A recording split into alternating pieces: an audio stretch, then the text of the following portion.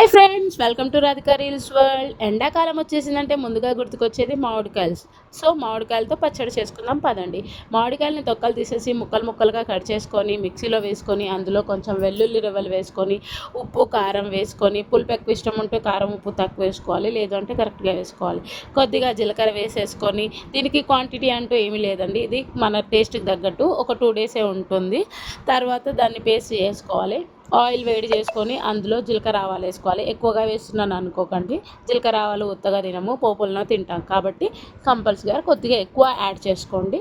ఇది 2 days మాత్రమే ఉంటుందండి, కానీ చాలా టేస్ట్గా ఉంటుంది. దీంట్లో రోట్లో దంచితే ఇంకా బాగుంటుంది. ఆ ఫెసిలిటీ ఉన్న వాళ్ళు రోట్లో కూడా దంచుకోవచ్చు.